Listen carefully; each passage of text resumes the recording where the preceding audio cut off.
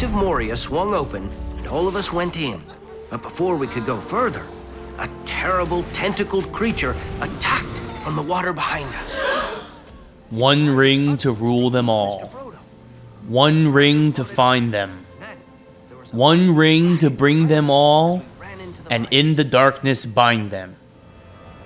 Hey there everyone, this is Ray Carcillo for Classic Game Room, and today we're going to be looking at Lord of the Rings ARAGORN'S Quest for the Nintendo Wii from Warner Bros. Interactive Entertainment. In ARAGORN'S Quest, you begin the game replaying the final events of the trilogy, distracting the Eye of Sauron to allow Frodo and Sam to climb up Mount Doom.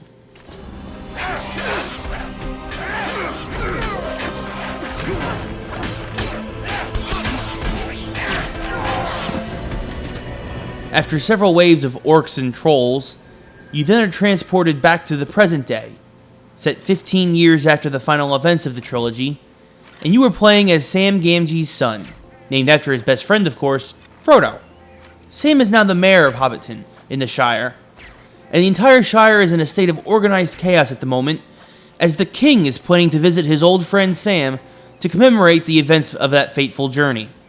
As other hobbits are busy preparing for the festivities, Sam begins to tell his son and other children the fine details of his and Frodo's journey with Aragorn, how the Fellowship came to be, and the trials they had to face on their way to the summit of Mount Doom.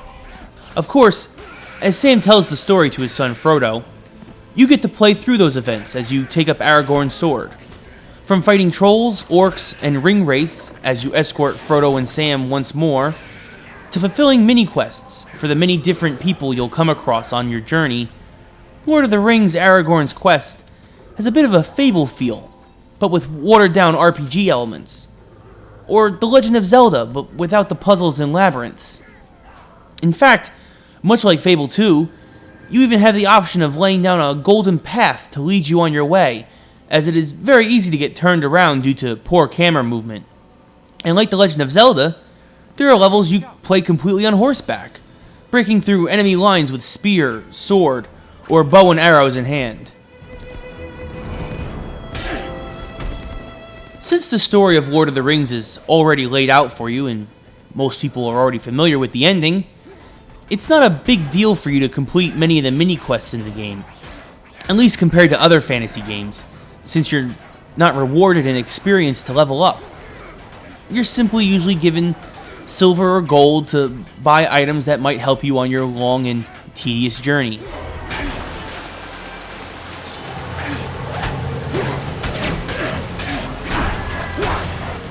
Depending on how much of a fan you are of the series, though, a positive or negative is that this story won't take you anywhere near the amount of time to get through as the movies.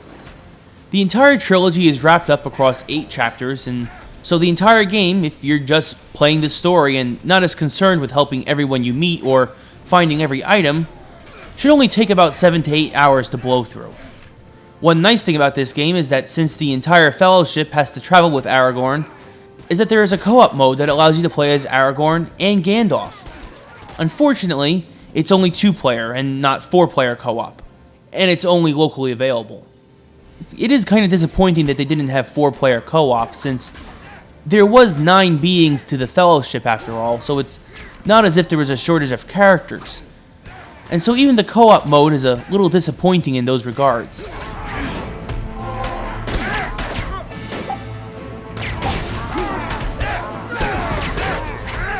This lack of co-op options and unnecessary collectibles really hurts the clear attempt at bolstering the replay value. Another negative for the game is the cartoony look. I understand that the Wii isn't as strong when it comes to the graphics department, but it just doesn't work for Lord of the Rings. Look, I'm just as big a fan of hack and slash as much as the next guy, but we consider the lack of difficulty, poorly implemented RPG elements, and the game's cartoony look, I think you'd be better off just rewatching the trilogy than actually picking up Lord of the Rings ARAGORN'S Quest.